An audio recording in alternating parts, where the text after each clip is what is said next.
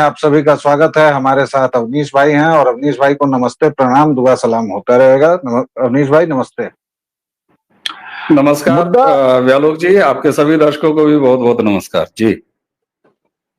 मुद्दा हमारे देश के प्रधानमंत्री हैं आज की बातचीत का, और इसलिए हैं क्योंकि फिलहाल विदेश यात्रा पर हैं, जबकि देश में कहा यह जा रहा है कि आग लगी हुई। और इस बार मजे की बात यह है कि उनके समर्थक उनको ज्यादा घेर रहे हैं बनिस्बत उनके विरोधियों के। उनके विरोधी तो खैर देश में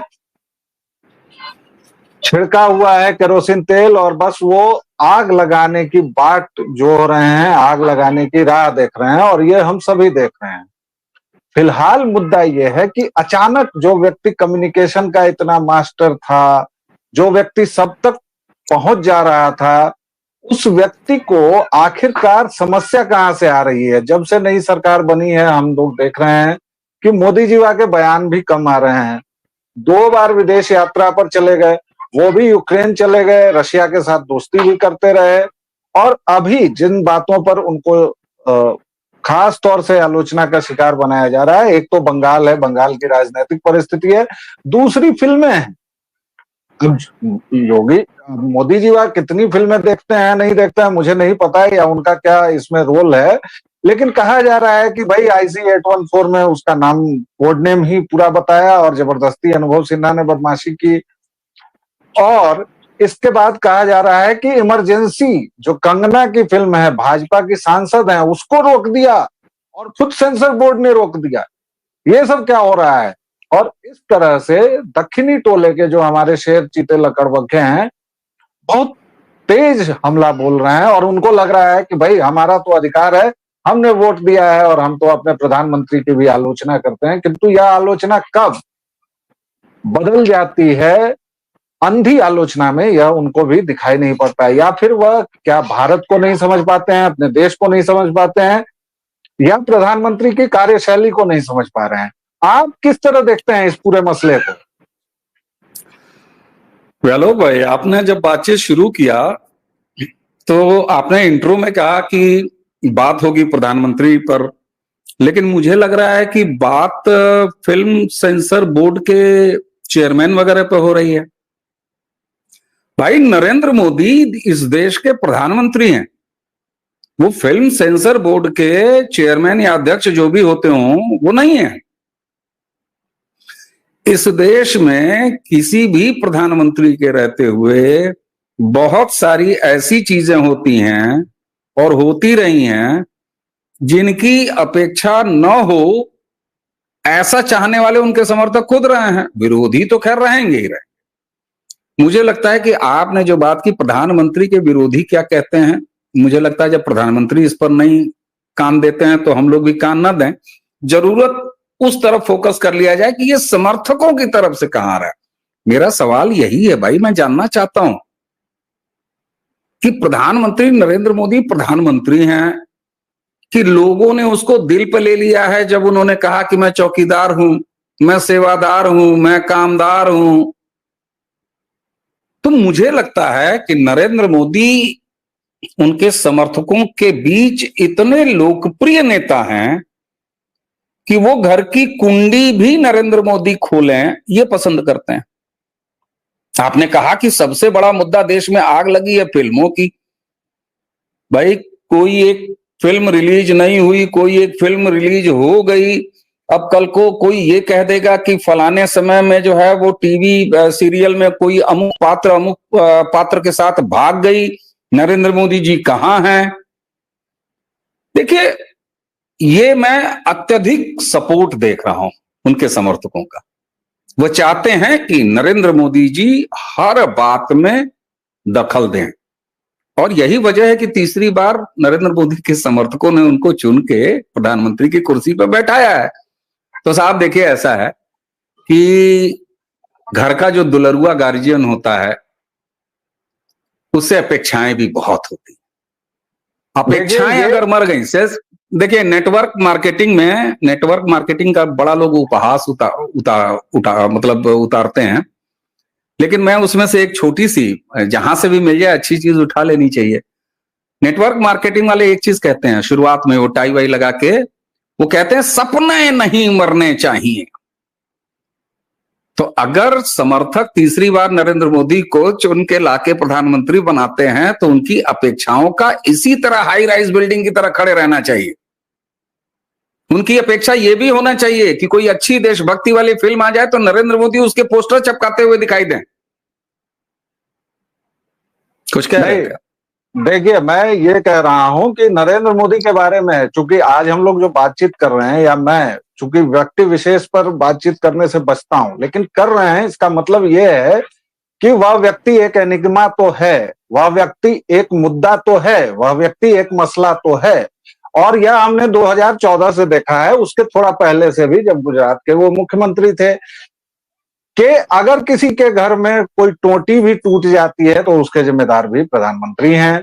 अगर किसी को यूपी टोटी का नाम देखिए, हम यूपी वालों के सामने आप कम से कम टोटी का नाम इतनी जल्दी जल्दी ना लिया करें, हमें कुछ और याद आ जाता है। जी जी, अगर किसी को कब्ज हो रही है तो उसके लिए भी प्रधानमंत्री मोदी दोषी हैं। कहीं अगर कोई क्लास मॉनिटर का चुनाव जीत गया और वो गलती से किसी कांग्रेसी का या सीपीएम का या किसी विरोधी पार्टी का नेता का बेटा है, तो इसका मतलब देश में मोदी लहर खत्म हो गई। चलिए, मोदी लहर तो अब कम से कम बातचीत कम हुई है, वरना ये हमेशा होता रहा है। लेकिन मैं जिस मुद्दे की ओर इशारा कर रहा हूं वो मुद्दा है कि आपने जिस इकोसिस्टम की बात इस बार लाल किले की प्राचीर से की, आप उस इकोसिस्टम को नहीं बदल पा रहे हैं। और शायद यही दिक्कत है कि लकड़बग्घे हों या शेर चीते हों दक्षिणी टोले के, वो प्रधानमंत्री पर आक्रमण कर रहे हैं, क्योंकि उनके हिसाब से अगर अनुभव सिन्हा उसमें कोड नेम ही बताते हैं तो नीचे एक पट्टी चलनी चाहिए थी कि भाई ये कोड नेम है और इनके असल नाम ये हैं, या फिर उनको बातचीत में बता देना चाहिए था कि कोड नेम था लेकिन इनके असल कोड नेम ये थे। लेकिन उन सारे समर्थकों को मैं ये बताना चाहता हूं कि वो बहुत सारी चीजें अनदेखी कर जाते हैं, बहुत सारी चीजों को हम भूल जाते हैं। जैसे ये अनुभव सिन्हा कौन है? ये अनुभव सिन्हा वही है जो बाकायदा कोबरा पोस्ट के एक स्टिंग ऑपरेशन में स्वीकार चुका है कि वह ब्लैक मनी को व्हाइट मनी करता है। दूसरे, आपके यहाँ का नवरत्न, आपके यहाँ का बहुत बड़ा शानदार एक्टर, महान किताब और क्या क्या ब्ला ब्ला, नसरुद्दीन शाह, जिसको इस देश में गुस्सा भी बहुत आता है, वह नसरुद्दीन शाह कह रहा है कि IC 814 के वक्त मुझे तो यही चिंता थी कि इस देश में इस्लामोफोबिया फिर से आ जाएगा। क्यों आ जाएगा भाई इस्लामोफोबिया, और क्यों नहीं आएगा? 5 के 5 मुसलमानों ने हाईजैक किया है भाई, बांग्लादेश अभी देख रहे हो, तुम लोग सब कुछ देखते हुए सबको नकार दोगे भाई? इस्लाम के नाम पर यह हो रहा है, सब कुछ इस्लाम के नाम पर किया जा रहा है, लेकिन लकड़बग्घों के लिए। और अवनीश भाई, थोड़ा सा मैं इसको और खोल के और तब मैदान आपके लिए दूंगा कि आप पूरी तरह से उसमें विचरण करें। एक पॉइंट लकड़बग्घे ये भूल जाते हैं कि व्यक्ति कौन है। दूसरा पॉइंट ये भूल जाते हैं कि मैं अभी कम से कम 10 ऐसी फिल्मों का नाम बताऊंगा जो मोदी सरकार के अलावा कभी बनने वाली नहीं थी, जैसे रजाकार, जैसे JNU, जैसे आर्टिकल 370, जैसे कश्मीर फाइल, जैसे अजमेर 92, जैसे अजमेर 92, जैसे केरला स्टोरी। अब इसमें कुछ फिल्में अच्छी बनी, बहुत चली, बहुत पसंद आई। कुछ फिल्में आपने चूंकि चलते पानी के बहाव में आप डूब गए कि हम भी डुबकी मार लें, हम भी तर जाएं, आपने घटिया फिल्म बनाई JNU और वो डूब गई। आपने घटिया फिल्म बनाई रजाकार, आप उस हिंसा को, उस मनस्थिति को नहीं दिखा सके।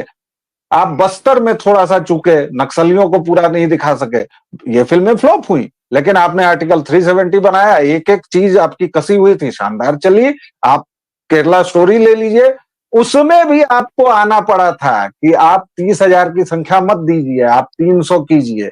क्यों?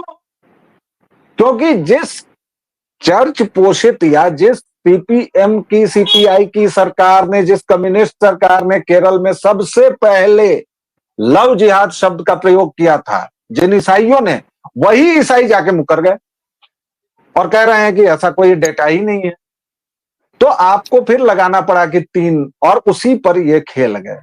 तो ये जो दो स्थितियां हैं अवनीश भाई, इस पर हमारे लकड़बग्घे कब कोई सीख लेंगे और कब सीखेंगे, मैं तो बस ये जानना चाहता हूं। ठीक बात है, ठीक बात है। दक्षिण टोले को ओरहन जो है ना, वो थोड़ा बाद में देंगे। आपने एक बड़ी गंभीर बात की, उस गंभीरता की तरफ से जरा चलते हैं। आपने कहा प्रधानमंत्री ने 18वीं लोकसभा के पहले अपने भाषण में जब ये कहा कि इकोसिस्टम को उन्हीं की भाषा में जवाब दिया जाएगा, यानी इकोसिस्टम को एड्रेस किया।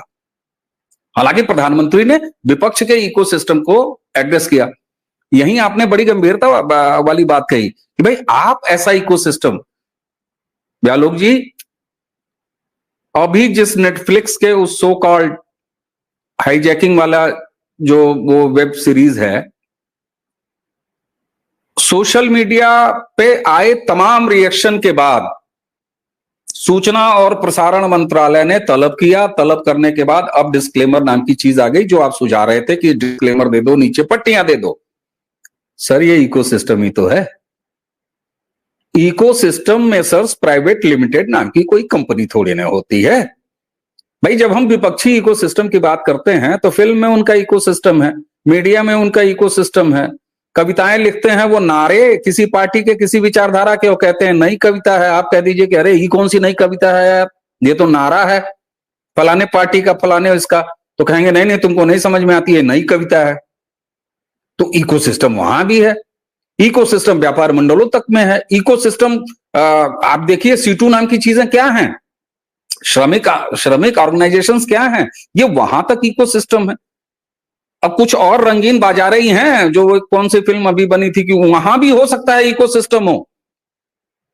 सवाल यह है कि इकोसिस्टम कोई ऐसी चिड़िया नहीं है ना व्यालोक भाई कि जो अचानक पैदा हो जाएगी।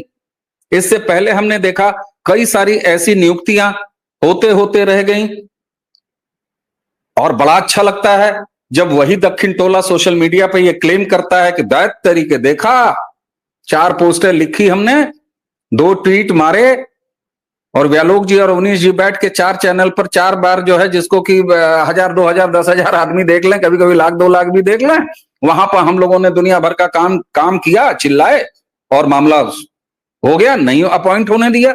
1-2 उदाहरण नहीं है, मध्य प्रदेश का उदाहरण है, इससे पहले उत्तराखंड का उदाहरण है, और अभी हमारे जो नए नए बंडल मतलब वो जो इधर उधर से चल के इधर आए हैं। 2 चीजें मैं कहूंगा आपको, ये इकोसिस्टम के निर्माण की प्रक्रिया 2 शासनकाल में चली, इकोसिस्टम तैयार हुआ, इकोसिस्टम सपोर्टर भी इकोसिस्टम होता है। यही कांग्रेस है 2014 में ये कहती थी, 2013 तक ये कहती थी, 2014 में कहती थी कि ये तमाम फर्जी तरीके के आईडीज जो हैं क्रिएट की गई हैं, लाई गई हैं सोशल मीडिया में, ये सब चली जाएंगी। लेकिन हमने आपने लगातार 2012 से इसी सोशल मीडिया पर देखा ना, पॉलिटिकल लेखन करते हुए और पढ़ते हुए कि वो आईडीज कम होना तो छोड़ दीजिए, प्रोफाइलें कम होना तो छोड़ दीजिए, उनकी तादाद लगातार बढ़ती गई, और न सिर्फ नंबर्स में बढ़ी, कंटेंट की क्वालिटी में बढ़ी, डेप्थ में बढ़ी, विचारों में बढ़ी, और वो बढ़ते बढ़ते इतना बढ़ी कि अब कितने ग्रुप जो हैं जमीन पर मिलते हैं। तो सर 65 साल जिस पार्टी ने राज किया है, बनाम 10 साल आपके इकोसिस्टम ने आकार लिया है, वो धीरे धीरे आकार ले रहा है, कमियां बहुत हैं और वो ऐसे तो पूरी होंगी नहीं। तो निश्चित तौर पर मैं यह मानता हूं कि प्रधानमंत्री ने जब इस बार इकोसिस्टम, विरोधी ही सही विपक्षी ही सही, इकोसिस्टम को जब एड्रेस किया, तो ये इकोसिस्टम का कमाल है साहब, ये हो रहा है। और थैंक्स टू आप जिनको लकड़बग्घे और चीते और वो कह रहे हैं, मैं उन्हीं को सलाम कह रहा हूं कि अपने नेता को तीसरी बार चुन के उसकी सरकार बनाई, उसको प्रधानमंत्री बनाया, और नेता को कहा कि तुम जाओ ब्रुनेई, तुम जाओ यूक्रेन, तुम दनादन काम करो, तुम जो है वो न्यायिक सुधार की बात करो, तुम सड़क नाली खड़ंजा बनाओ, और बाकी ये फिल्म हम देख ले रहे हैं ऐसे कैसे। यही तो इकोसिस्टम है सर। और इसी को मैं थोड़ा और आगे बढ़ा देता हूं, और खास तौर से जिनको सलाम किया है उनको मैं भी सलाम करता हूं, प्रणाम करता हूं। और वो हमारी पूरी जो राष्ट्रवादी विचारधारा है उसका एक सशक्त हिस्सा है, क्योंकि वो जो भी नैरेटिव उठाते हैं वह इतनी तेजी से उठाते हैं और इतनी विभिन्न चैनलों से उठाते हैं कि वह कहीं ना कहीं लगता है इतनी भावना से 24 उठाते हैं, 24 कैरेट वाली भावना से, बिल्कुल जी, कि वो लगता है कि सचमुच इस वक्त का सबसे बड़ा मुद्दा वही है। लेकिन प्यारे लकड़बग्घों, 2-3 टिप्स यह अधेड़ आदमी तुमको दे देता है, क्योंकि मैं तो विषधर राहुल हूं नहीं कि मैं 58 साल में भी युवा ही बना रहूंगा। तो 40 के बाद हमारे यहाँ अधेड़ हो ही जाते हैं। तो अधेड़ आदमी आपको 2-3 एक टिप्स युवा दे आपको रहा है। सुन रहा है सर, एक युवा सर आपको प्रणाम, सुन रहा है। सर प्रणाम। टिप्स ये है कि आप सबसे पहले यह समझिए कि एक व्यक्ति अगर प्रधानमंत्री है तो उसने एक सिस्टम है और उसके ऊपर वह व्यक्ति है, और वह नहीं देखता है कि IC 814 में क्या हो गया, वह नहीं देखता है कि भाई तांडव में क्या हो गया, वह नहीं देख पाता है कि फलानी सीरीज में क्या हो गया। भाई अभी एक सीरीज आई थी, उसमें वेश्याओं का महिमा मंडन किया गया, ऐसा लगा कि जैसे तहजीब, तमीज, कल्चर, और ये सब एक इस्लामिक जो संस्कृति है वह थोपने की पूरी रवायत चल रही है। क्योंकि कोठा, कोठी, मुजरा, उजरा, ये सब कुछ आपकी उर्दू, ये सब मुगलों के हरम की देन है। भैया उर्दू कोई नफीस आदमी नहीं पढ़ता था या बोलता था, क्योंकि मुगलों की सेना में विभिन्न तरह के लोग आते थे, जाते थे, तो उन्होंने फारसी, अरबी सबको मिला जुला के एक उर्दू बनाई, और वही उर्दू बोली जाती थी। और जो उर्दू बोलता था या बोलती थी, उसको बहुत नीची निगाह से ये लोग देखते थे। तो खैर, वह एक अलग वीडियो का विषय है अवनीश भाई। मैं ये बोल रहा हूं कि आपको मैंने 10 फिल्में गिनाई जो आप सोच नहीं सकते थे। अजमेर 92 पर कौन सोच सकता था कि बनेगा भाई? आप उस मोइनुद्दीन चिश्ती के यहां जाते हैं चादर लेके, आप कब्रों को पूजते हैं साहब, आप उस पर फूल माला लगाते हैं, कव्वाली फाया कुन सुन के आप लाल लोट रहते हैं। और जबकि मैं निजामुद्दीन जाता था, मुझे तो वहां की दुर्गंध ही नहीं बर्दाश्त होती थी। एक बार गया था मैं, बहुत सुन के कि ये कव्वाली, वो कव्वाल, फलाना चिलाना, तो वहां की दुर्गंध। तो आप उसको लपेट के, आपके यहाँ देखिए, आपके यहाँ चंदन है, आप उसमें नहीं लोटेंगे, और आप बगल के घर से जाएंगे और गू लपेट लेंगे और कहेंगे कि देखो देखो ये मेरा चंदन है, तो इसके लिए आपको कोई कुछ नहीं कह सकता है। दूसरी बात, जब आप कोई फिल्म बनाते हैं या कुछ भी करते हैं, तो ये पहला नहीं है और ये आखिरी नहीं है। वो इकोसिस्टम पूरी आपकी जड़ को खोखला बनाने पर टिका हुआ है। लेकिन तांडव की दूसरी सीरीज कहां है सर, जरा बताइए। और ये किस की बदौलत हुआ? हो सकता है वो आ जाए 2 साल 3 साल बाद आ जाए, लेकिन एक पूरा झटका जो लगा इस मुंबईया फिल्म इंडस्ट्री को, वो कहां से लगा? क्यों अनुराग कश्यप को बोलना पड़ा कि जो ये जेम्स ऑफ बॉलीवुड वाले हैं वो नीचे ये भी चिपका देते हैं कि हमें सपोर्ट करने के लिए ये फलाने नंबर? क्यों बोलना पड़ा? इस पर भी तो सोचिए। अवनीश भाई, आप कुछ जोड़ रहे थे। अरे साहब ये बताइए, चलिए कंधार हाईजैक, इस पर सही नाम लिए गए कि सही नाम नहीं लिए गए, हमें और आपको याद है। वो 24 घंटे वाले चैनलों का बिल्कुल नया नया समय था जब ये घटना हुई थी। बहुत सारे लोगों को याद नहीं होगा जब रूपन कात्याल को चाकू से मार के सबसे पहले मार डाला गया, और नया नया था, 5 या 6 चैनल्स थे, तो बड़े शौक से देखा करते थे हम लोग, और ये लगातार देखा है, मतलब हमने, मुझे याद है वो सारा कुछ देखा है। आज कम से कम आज की पीढ़ी और आज के विमर्श में, राष्ट्रीय विमर्श में यह तो आया ना कि कांधार कांड किसने किया था। नसरुद्दीन शाह यहां पर एकदम सही था, उसका डर बिल्कुल सही है। आज साहब उसी का नतीजा है कि बात इस पर हो रही है कि वो पांचों को पांचों मुस्लिम थे। बहुत सारे ऐसे, आप जिनको जेनजे कहते हैं, बहुत सारे उन बच्चों को यह समझ में आ रहा होगा कि साहब अभी अभी तालिबान आया है, अब पुराने फुटेज खोज के देखे जा रहे हैं। तो इसको कहते हैं साहब आज विमर्श में क्या है, इसी बहाने है ना। अच्छा, जिस टेक्निकल आधार पर अनुराग कश्यप ने खेला है, क्या नाम है उसका, वो सिन्हा ने खेला है, अनुभव सिन्हा ने खेला है, अनुभव सिन्हा, आज उसकी मीमांसा हो रही है। और मुझे लगता है कि अगर उसने कैरेक्टर्स के नाम सही रख दिए होते तो आई और चली गई होती।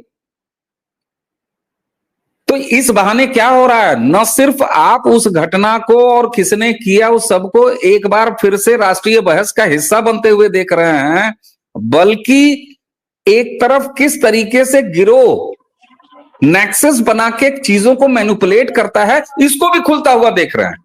तो सर ये तो आम के आम गुठलियों के दाम, और इसीलिए मैं सल्यूट करता हूं अपने इकोसिस्टम के अहम पार्ट जिनको आप लकड़बग्घे और तमाम, मैं बड़े स्नेह से, मैं व्यंग्य से नहीं, मैं बड़े स्नेह से उनको प्रचंड, हाँ, यत्र तत्र सर्वत्र प्रचंड रूप से खड़े रहने वाले, वो हमारे इकोसिस्टम के सबसे बड़े हिस्से हैं।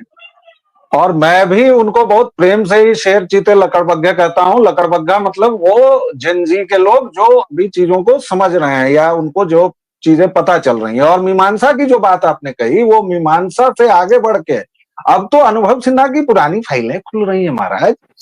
वो ब्लैक को व्हाइट करता था, वो भी आ रहा है। और इतना ही नहीं सर, मेरा फिर से अपने दर्शकों से अनुरोध है कि कृपया जब आप एक नेता चुनते हैं तो कृपया इस मायने में अपने दुश्मनों से कुछ सीखें। आप देखिए उस तरफ कैसे कैसे लोग खड़े हैं, टोटी चोर, चारा चोर का बेटा, एक पारिवारिक मतलब खानदानी चोर जिसका पूरा खानदान जमानत पर है, एक विषधर सर जो पूरे देश में कह रहा है कि मैं आग लगा दूंगा, जो लोको पायलट को बताता है कि आप महादलित हैं। अब लीजिए, वो रेल की व्यवस्था में जातियां खोज रहा है। इन सब के बाद जब आपके पास इतनी चीजें आ रही हैं तो ठीक है, हमारी अपेक्षाएं हैं, आपकी अपेक्षाएं हैं सरकार से, वह ठीक बात है। इसमें थोड़ा सा जिक्र छूट गया है अवनीश भाई, हम लोग अंत की ओर चल रहे हैं। कंगना की जो फिल्म रोकी गई है इमरजेंसी, भैया अब कंगना की फिल्म रोकी गई तो बहुत सारी फिल्में पहले रुकी हैं। आप कोर्ट में जाओ, कोर्ट से बिना किसी कट के और इसके ले आओ। और ये तो अच्छा हुआ ना कि रोका गया है, और ये तो अच्छा हुआ, दिया है, कोर्ट जा रही है। बिल्कुल बिल्कुल।